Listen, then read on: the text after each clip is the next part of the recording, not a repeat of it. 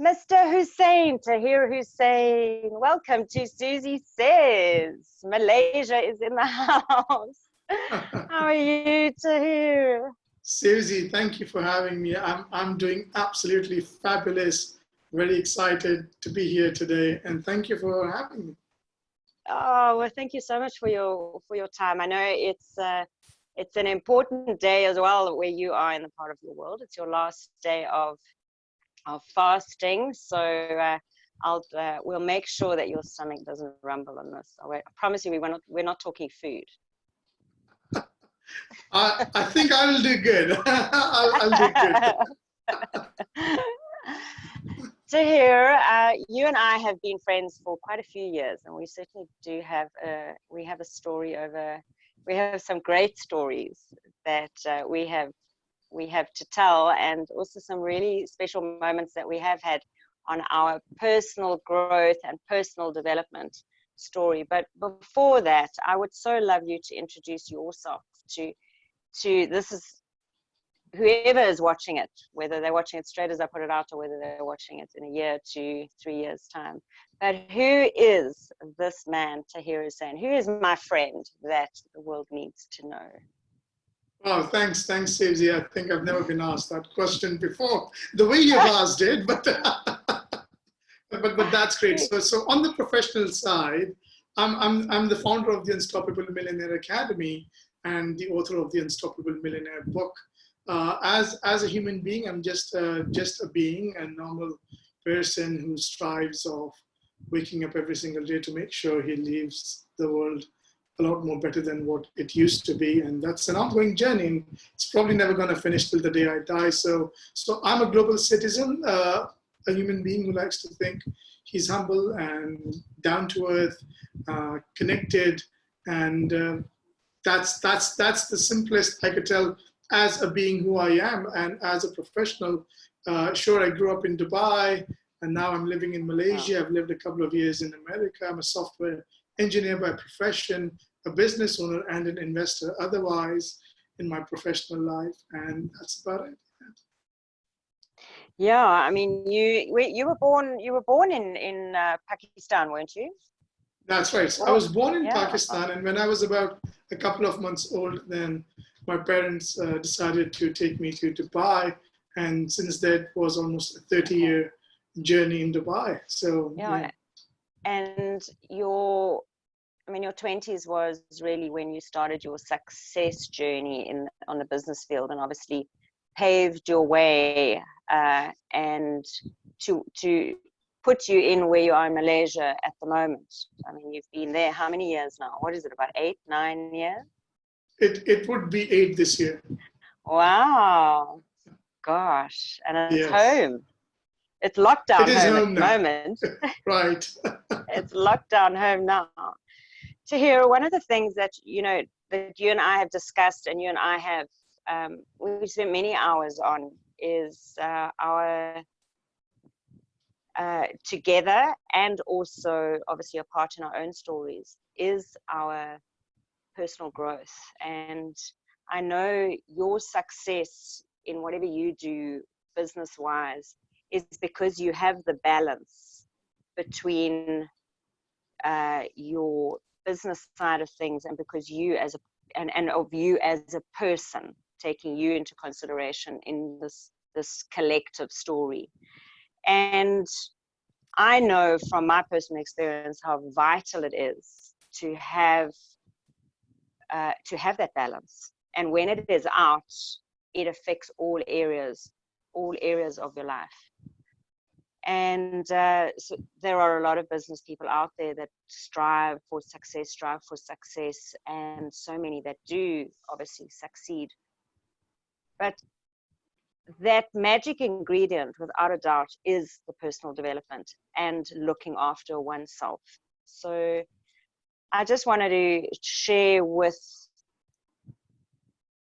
whoever is watching this, and certainly with me as well, what is your recipe? What do you do? A lot of coaching. You are an author. You are a speaker. You are a business partner, you are a very influential person in your circle where you are as this leader. So in this new world and where we are going, how vital is it to have that balance, even more so now, especially with what's going down in the world today, with regards to that, your mind in this, your whole body, your being in this, and your whole soul in this. And I put it in that because mind, body, and soul is you, the being. From the words of wisdom from you, like really, how important is it, and how has it contributed to your growth and to your story as such? Great question, Suzie. And I'll scale it on a scale of 1 to 10, 1 being the worst and 10 being the best. It's at 10, being you.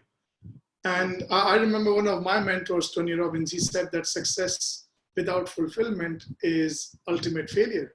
And it is different when you are striving to make some money and trying to run a business, and you may or may not make it big. And so that's the struggle, and I understand it can be seen. But that's not the success we are talking about right now. Mm. What if you get all of that? You get your dream home, you get everything materialistic that you wanted, and yet you feel the hollowness inside you, yet you feel that's it. Is there more to life than just having the best car and the best dream home? And and that's fulfillment. So you do not want to reach on the other side of the aisle to find out that, oh my God, I'm still not happy. And that is a dangerous place to be in, because if you look at some of the celebrities who committed themselves to killing themselves while getting the rest of the world wow them, oh my God, like Robin Williams and so many others out there, what majorly they lacked was they were extremely fantastic in the professional life of what they were. I mean, it doesn't get any better than Robin Williams, best comedian. No. All right, great. Let's go from there to a guy who can make you cry. I mean, he literally won all categories, I would say, when it comes to entertainment, and yet he hanged himself. Why? Think about it. I know majority of the people watching this video would be striving for that success, saying that if I had that, and if I had that, or if I had that, or if I had that bigger team or that much money, then I will take care of my happiness and all the other things that are related to you. And that's the illusion. That's absolutely wrong. It doesn't work that way. I've worked on it. I've made my millions when I was 27. And this is the question I asked when I was 28. When I was 28 years old. My question was, I was already a multimillionaire. Yeah, the question was, yes, that's it. Now what?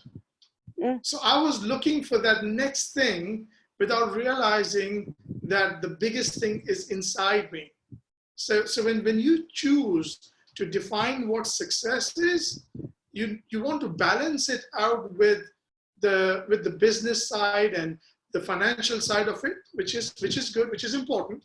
Yet you also want to see how does that money you earn or make or invest turn out for you emotionally, spiritually, and otherwise.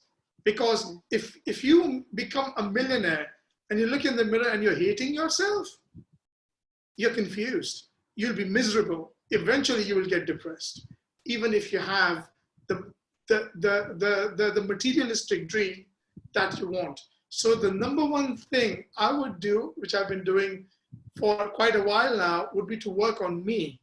Unfortunately, they don't teach this to us in a school, a college, in a business seminar. And that's why you have to either make mistakes and learn, or actually go to some of these sessions where they are going to teach you about you and what's inside you.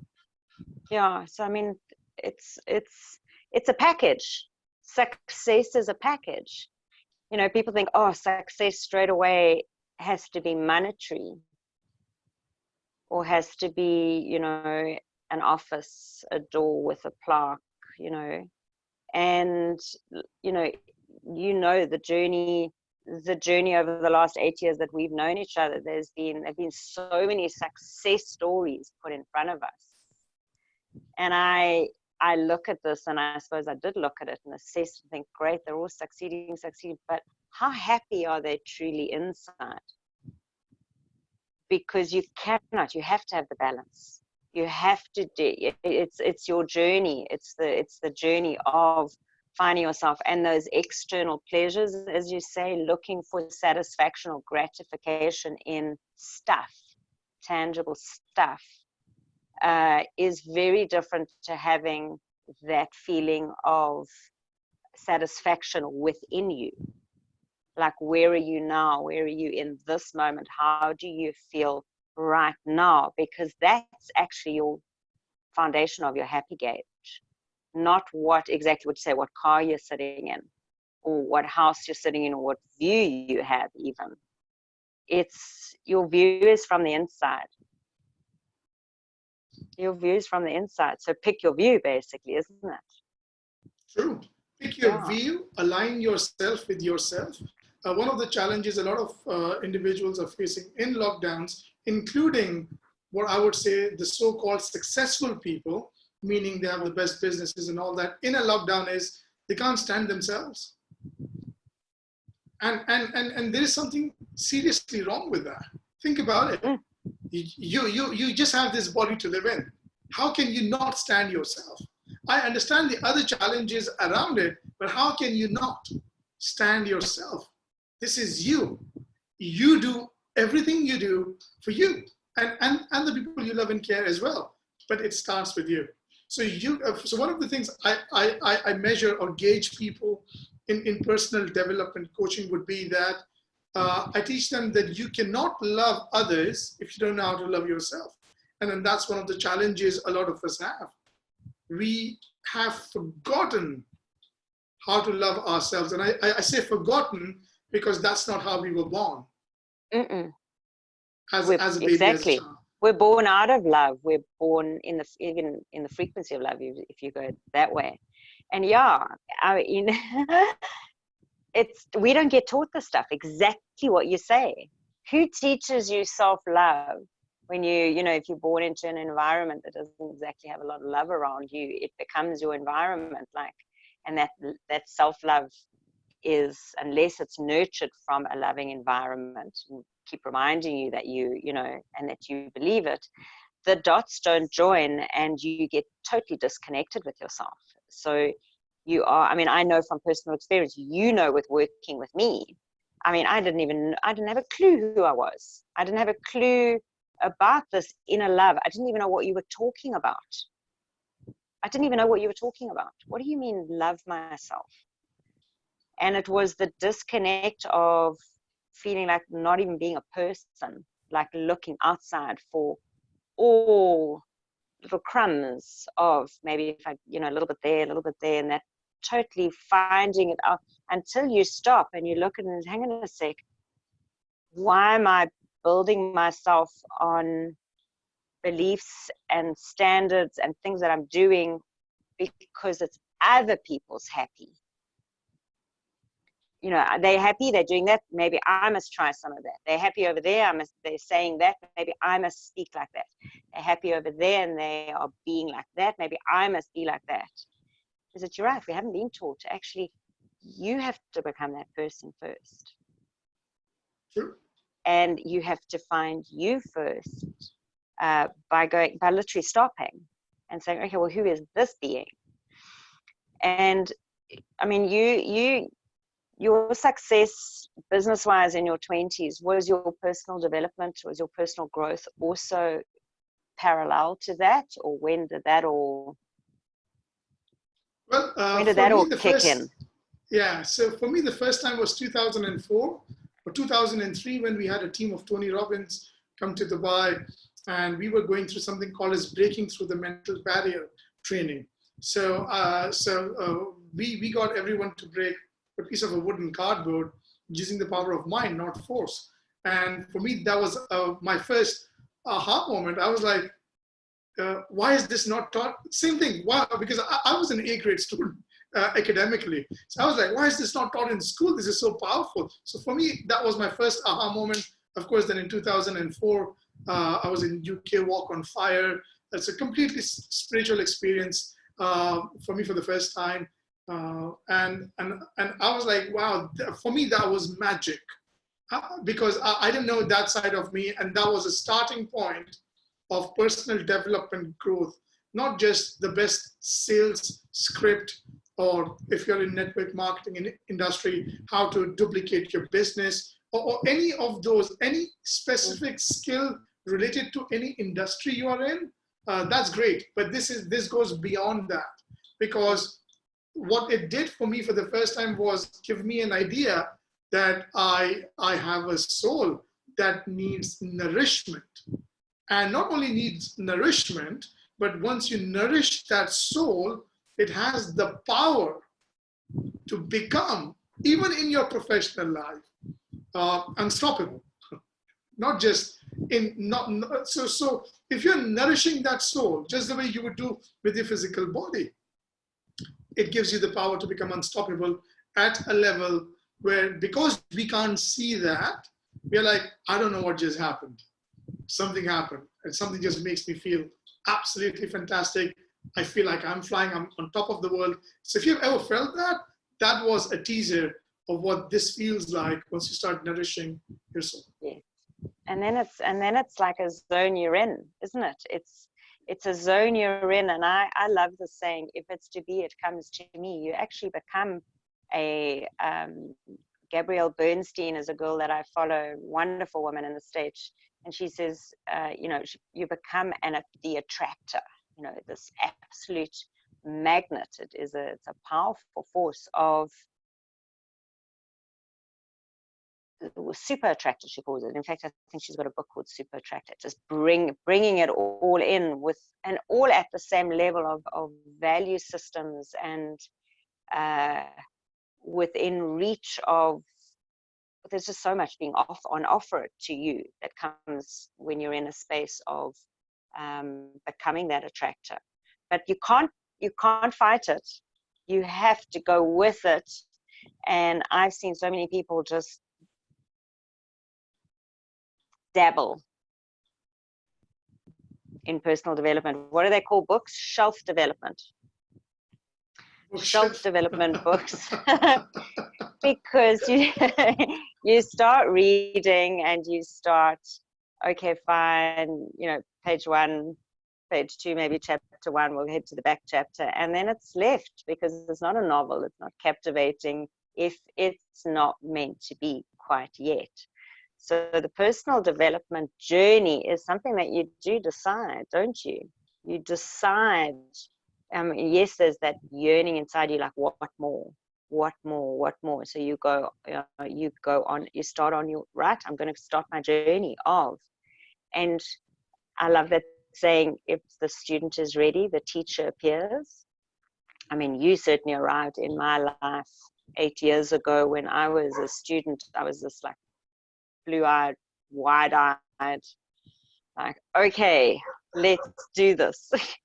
And it's been and then everything comes your way, but everything is on time at the right time for you to be able to process and digest. And nowadays, and especially with us being on lockdown, with more people online, you actually find that there is so much online, and you start finding people that you resonate with, and that you they become your teachers. They become your teachers until you move on to the next one, kind of guide you. I know I've sort of been on this river of guides and teachers along the journey, in order to find that inner peace, first of all, and from then on expand from that. And one has to nourish it, doesn't it? I mean, you in your story now, with this path that you've taken, you now have your routine, even in a day, of making sure, don't you, that you've got time for Tahir, time for work. It's technology aside, Yes. taking care of you. So in the routine, which is very, very interesting. So one of the things I do in my routine is my first hour, hour and a half is just me. It has nothing to do with my smartphone, nothing to do with any of that stuff. It's just me. And what's amazing is once you start realizing the spirituality about yourself, you start getting connected. Now, some of you would say, but Tahir, I only have 24 hours in a day. How can I afford to have an hour extra because I don't have enough time in a day? And think about it. But what I realized is if I could find that time, and if it's important, you will find the time to do it. Oh, yeah. What it allows me to do, what it allows me to do is it allows me to focus on productivity in a way that I can do in a day what most people would do in a month or a year. And I'm not even exaggerating. That's how amazing it is when your spiritual being gets connected with your physical being and understands who it is. Yeah. Absolutely. I mean, you become what inspired inspiration. I mean, it's inspired activity. You're actually, and I've had this discussion so many times, you're doing in your being first, and then you're doing. It's inspired action. It's just total inspired anything, creativity, whatever you land up doing. And, Tahir, interesting, you say you've only got, whoever said, I've only got 24 hours in a day. How can I, put me time into it? How can you not? How can you not? It is so imperative, and I have and it's so beautiful over lockdown, is to actually create that bubble of habit, because you're creating a reality now. I mean, I've been awake since 2:30 this morning. It wasn't a good night's sleep, but for me it was beautiful because I think I put my light on early, like 10:30. So I put 4 hours sleep, which I go between 4 and 6 hours. And between 2:30 and when I actually got out of bed, I did get out of bed, I meditated. I mean, it was just time for me. I did some thinking and some reflecting and what have you, and processing and setting my tone up for the day. I got up, I've done yoga. It's all very new for me, so it's interesting, but it's either gym or yoga. I've had my breakfast, I've got my cup of tea with me now, but it is such a set routine. So whether it started, I know mine kind of started a bit early, but that hour and a half, like you say, you're not finding that you're setting yourself up for the day as your being to be that better servant leader, to be that better person. Because there's no point in me going out not actually knowing who I am, and my emotions are totally, I find that not me, but I'm just saying, you find that your emotions are determined of who walks in the room is in a bad mood, who is in a good mood, who is in a sad mood. You just pick up on all of this, but that's not the person who left home. So you've got to be so solid, and that morning routine creates that being, creates you to go out in the day. And it, as you say, that inspired activity, you become a machine. I mean, even running around the house here, they're like, where did you come from? Suddenly, like, the kitchen's clean and the washing's put away and the this and that. And I'm like, shh. I don't see myself doing that, because time stops. You just get stuff done. And then I've got a whole lot of other stuff done and whatever. And I sit down, and it's only been like an hour. It's like, where did that? So you become a machine, don't you? As exactly with like your famous name and your book and everything, and you're actually wearing it, you become unstoppable. It is a source of energy that you kick into, and we're not taught it, are we? So how do we learn this stuff? How does a being actually learn this? First, a lot of people usually are in a state of denial. They're like, if only I did that, I can always go back and learn this. And that's not true. It's a part of you. It's a part of you. And I'll give you a few measures for our audience listening. Have you ever had a rough day? Think about a rough day when you felt like the day is never finishing. And one of the reasons that would happen, regardless of the situation, regardless of what happened, and then bad things happen too, is you're not aligned with your spirituality. That's why it felt like that. That's a simple way to gauge it. Now, we don't gauge it like that. What we do is what's convenient. Oh, the economy was bad, or the government shouldn't do that.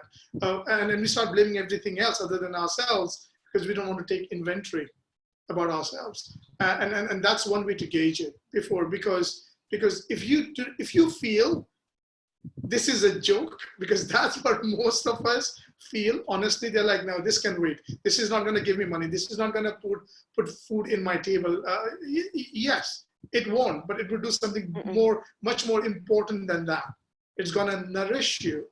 It's going to feed you at the core of what you're doing. So you need to be a being first before you even get yourself on the journey to success. We expect that our family, our parents, our society is going to teach us. And in some cases that happens. I was fortunate enough to learn a lot of this as I grew up in that culture. But in majority of the places, that's not what it is. Look at all those billboard ads and any kind of advertisements. What are you seeing? The dream car, the dream house, and all of that, which shows that that's all what there is to the world. No, it's not. There is more. So the first is, no matter what I tell you to do, you won't do it because you are in denial. So the first thing is give at least a fair bit of merit, saying, what if this crazy guy is right? So rather than an hour a day, what if you started 10 minutes? What if you didn't wake up and with a panic? Oh my God, it's Monday morning. You know, rather than you being conditioned by the society, by the circumstances, by that financial goal you might have written somewhere. What if you were conditioned by being 10, 15 minutes, whatever that is? Start with 10, 15 minutes. Now, the first symptom is you'll feel very weird. You'll feel uncomfortable. Still do it. I mean, who goes starting a business feeling absolutely awesome and stays like that? So that's how you're going to feel.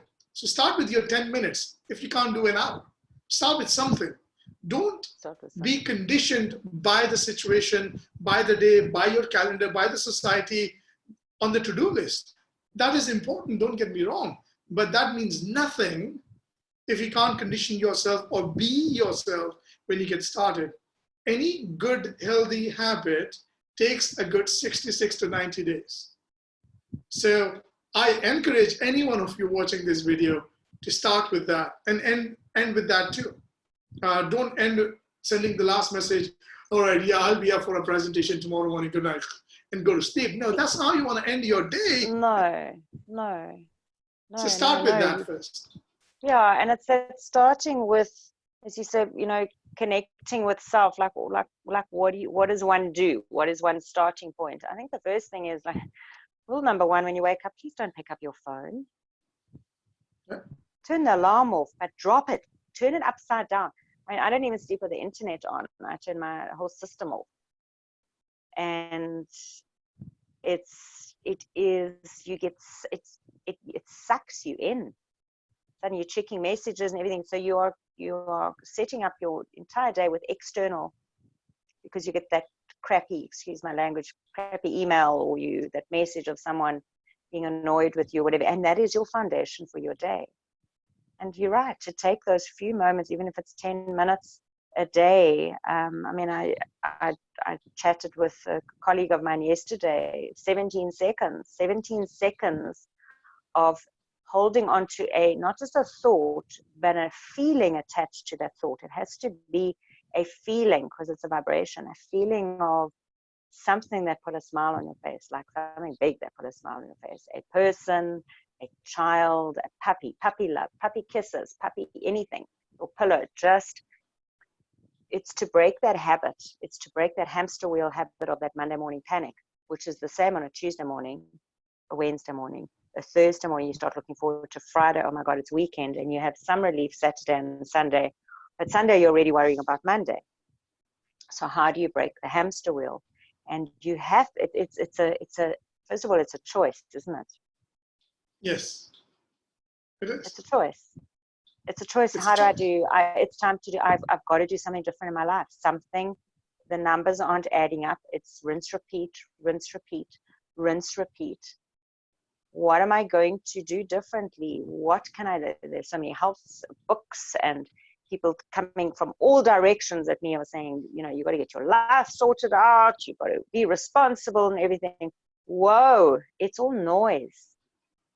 And it's literally to put yourself in that, your gift to yourself. I know my gift to myself is the first 68 seconds, funny enough to hear.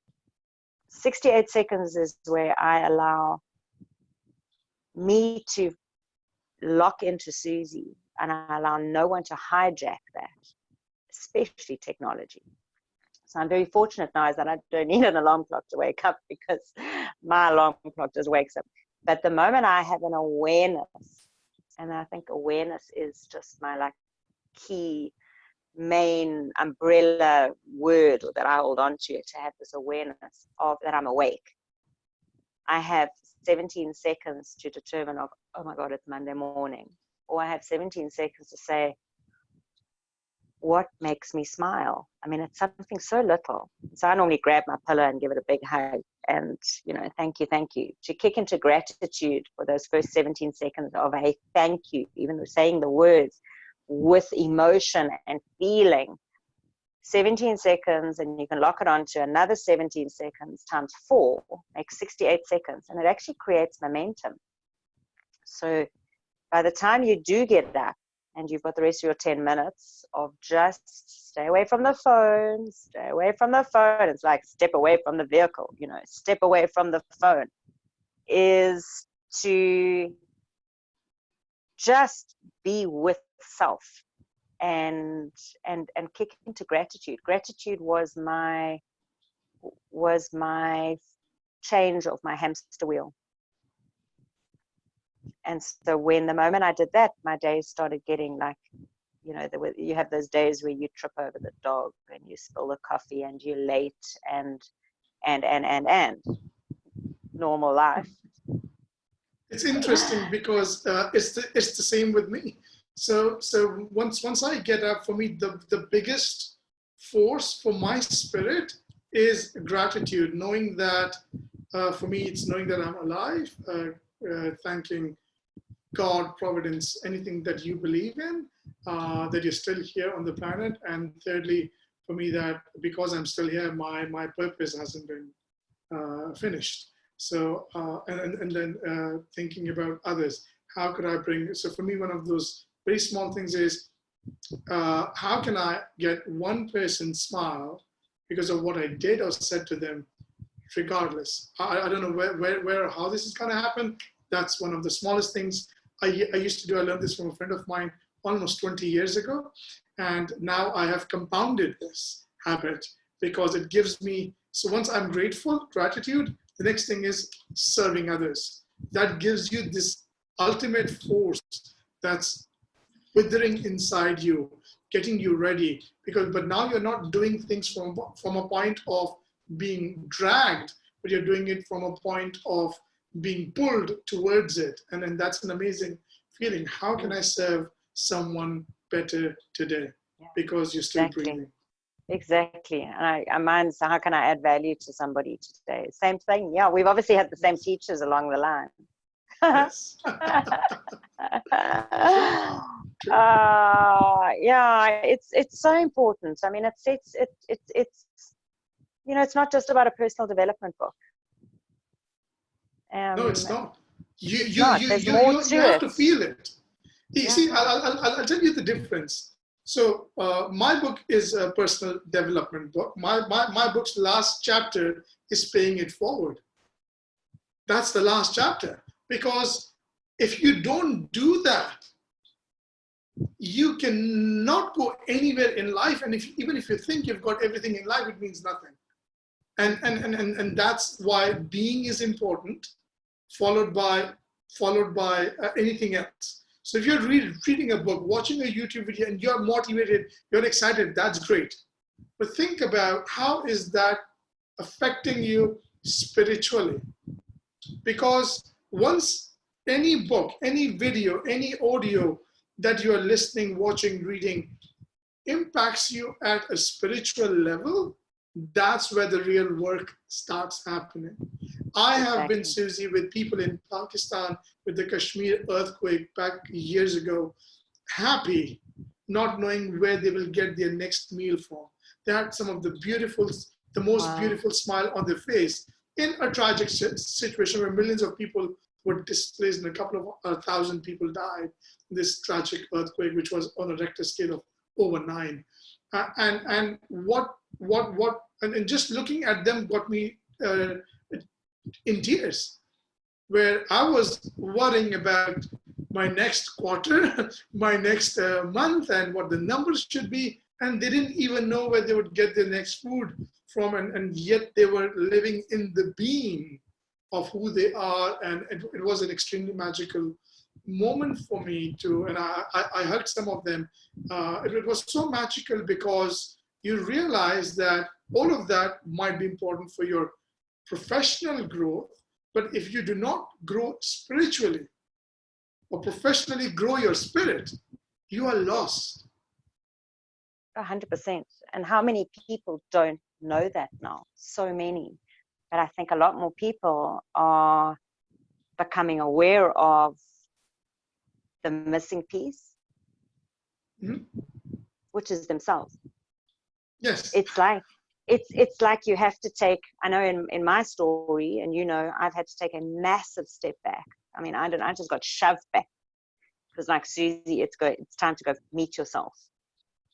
Like right back. So heading back, you get knocked proper, and then coming forward, you become, you buy a shirt like yours.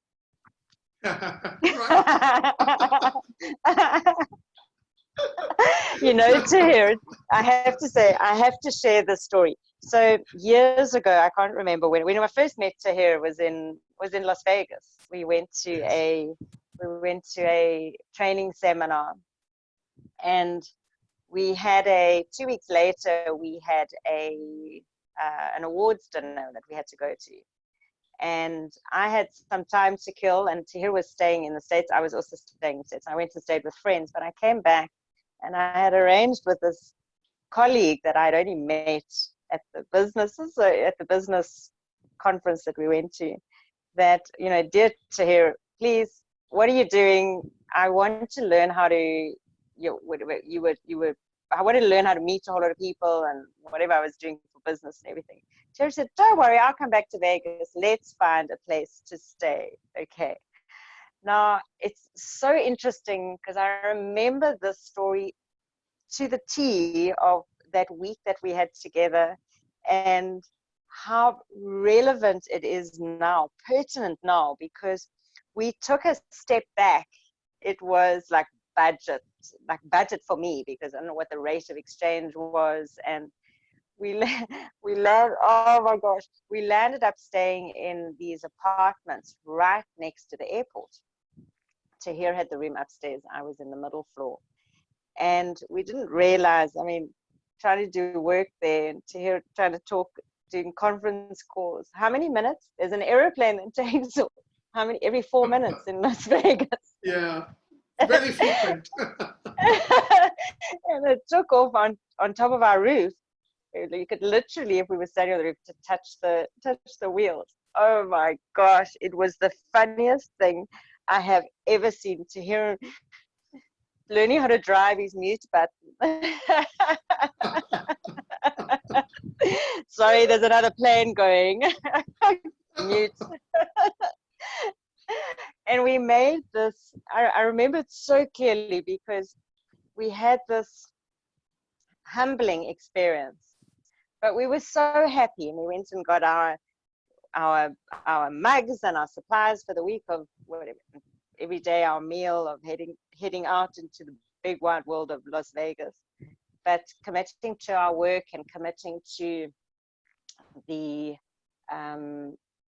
growth. I mean, you put me through a whole lot of Tony Robbins stuff, which I remember very clearly. It was so special. And we, at the end of that week, to be collected for our incentive dinner, we were collected by a limousine from this very interesting place we were staying at. And there was such a contrast, but we had been working internally. Like, you have to go back. You really have to humble yourself to go and work internally. And then we got collected by this limo. It was like so symbolic of, it's the reward for that week that we had really dug deep. And we were taken to this 5-star hotel, Red Rock, where we had this view of Las Vegas, and we all had our own beautiful rooms and everything. And I stood there and I was like, I actually missed our little spot because it was so chill. It was, even though it was so divine to be in 5-star. But I realized, life rewards you, hey? Life rewards you. And when we could have really, and especially you, could have really, I can't believe you did that for me. It was just so amazing. And it really was a very special week, which we made the best of the situation, didn't we? And Yes. that is life. And we were rewarded. We were rewarded with a really special couple of days after that for the work that we had done. So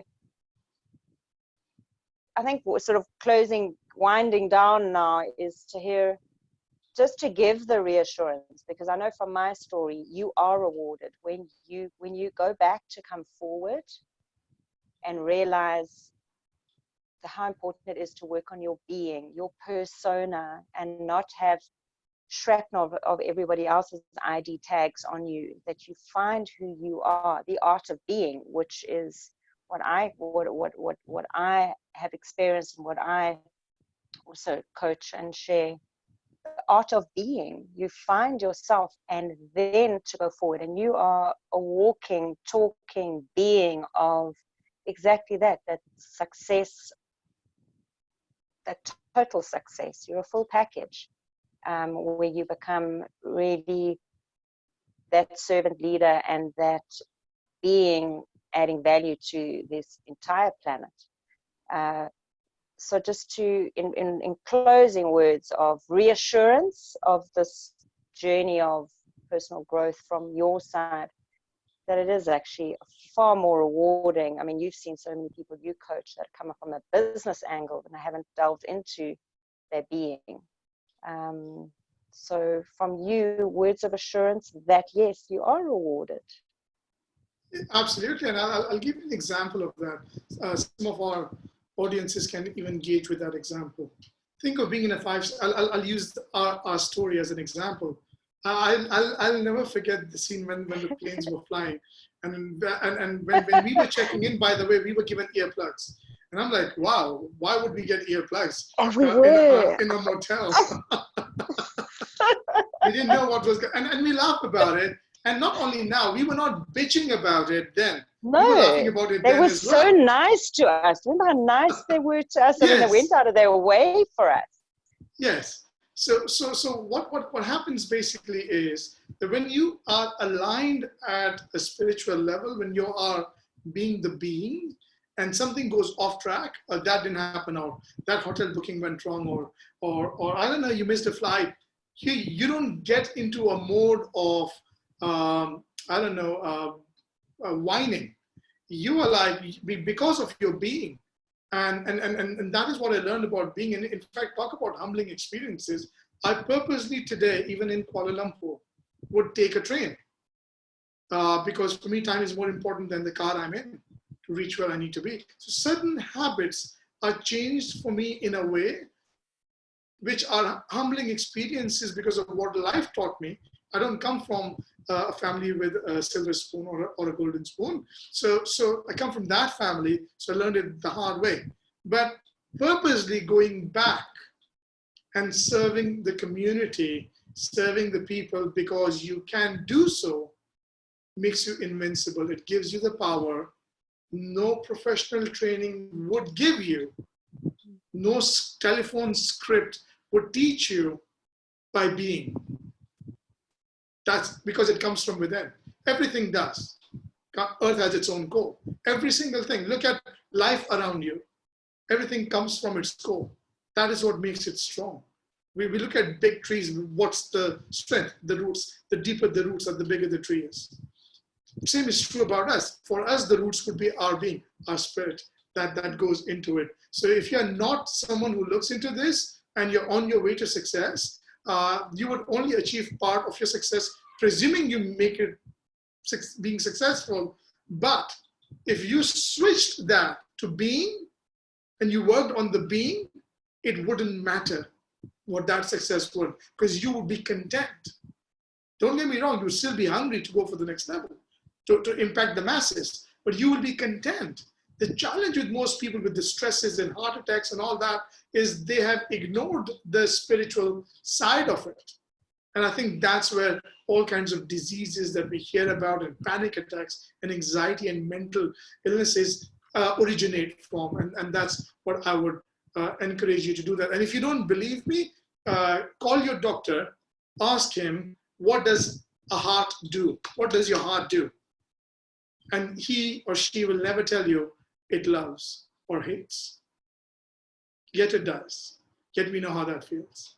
So just don't take science for what it is, but there's so much more on the spiritual side of things, which we feel knowingly or unknowingly. And I encourage you through this video to create that consciousness of feeling it knowingly, and you will enter into a very magical world. Yeah, absolutely. You know, as we are spiritual beings experiencing a human life. And yet our spiritual side of us has been hidden from us within our, system and growing up and things. And it is certainly coming out more and more, and more people are highlighting it. So you're never going to avoid it. You cannot avoid it in your journey of life. You cannot avoid it. It's going to find you. It's because you are the spiritual being. It's a constant flow of remembering more of who you are is the journey, isn't it? Finding you're a spiritual being in this body, having an experience. And when you realize that you're going out experience, I mean, that you're even controlled to put your feet in front of you from the inside out, not like walking like somebody else walks because it's cool, but it's a whole different, isn't it? True, and I'll just add something real quick. If your spirit leaves the body, what do we call the body? We call it a dead body, isn't it? So that's what we are. We're not the physical beings, yet all of us are aggressed or panicked because of the physicality of it. And that just proves the point. Exactly. And when you connect with inside, what's in your home, it's got its own mind. You've got your subconscious, you've got a voice in there who's your friend. You've got a whole lot of things going on in there. It's just fabulous. It really is just a whole, you're unstable, you're in there solid, you're in love, you're in everything and you're like a bee. Bees are representations of, if there were no bees in the world, there would be no world. It's life. So become that bee. They are minding their own business. And it says, mind your own, go buzz off, mind your own business. Yes, do. Stick to your own story. I've had to learn to come back and stay in my own story. It's about Susie's story. It's Tahir's story of being, and then going out and saying, right, how can I serve the world in my being? And it's a whole different story, isn't it? It is, yes. I know. Oh, Tahir, you're such a star, and you really are. You are one of the most special beings in my life. So I've been very blessed with our friendship and our memories and our stories. Oh my gosh, I still laugh. Thank you so much. It's been such a delight to serve you and see you nourish and be who you are today. And I'm so very proud of that and for this relationship we have. It's extremely special. It's thanks to you and your guidance. I mean, you've been such an incredible coach and mentor to me. So whoever is listening to you, and you're resonating with Tahir, he's a very special man. So look out for him, and look out for. You've got your book as well, haven't you? I mean, yes, become unstoppable. the Unstoppable Millionaire. Yeah. And how do we find your book? Just Google The Unstoppable Millionaire on Amazon, and you should be able to get my book or connect with me on any of my social medias, and someone from my team would be able to assist you with that as well. And leave me questions. If you're watching this video, I'd love to hear from you on my social media channel. Leave a comment with Suzie. Who knows, we might do a Facebook Live or something more if you love there'll what be we're more. doing. This is one of many, because Suzie says so. That's why. Yes. Because Suzie says so. And what Suzie says goes, for sure. Tahir, thank you. I'm so appreciative, and I could talk for hours with you, but I just wanted to touch base with this and get it up, because I know that there's so many people out there in this moment are looking for more that we've both experienced, and to know that it's nothing wrong with you. There's nothing wrong with you. There's nothing wrong with you at all. It's yay. There's everything right about you. Absolutely. It's a delight being here, Suzie. Lovely to be here. Thank you. All right, let me stop this. You're a star. Thank you so much, Tahir, and we'll see you soon for sure. Because Suzie says so.